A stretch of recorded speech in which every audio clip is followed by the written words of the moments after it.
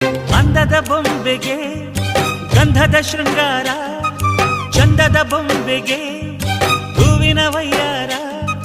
ಬಂಗಾರಕ್ಕೆ ಬಂಗಾರದ ಒಡವೆ ಯಾಕೆ ಹೇಳಿ ತಂದನ,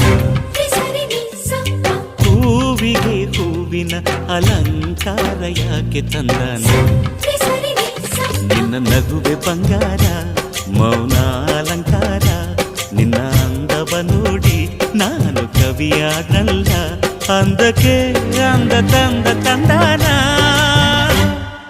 ಅಂದದ ಬೊಂಬೆಗೆ ಗಂಧದ ಶೃಂಗಾರ, ಚಂದದ ಬೊಂಬೆಗೆ ಹೂವಿನ ವಯ್ಯಾರ.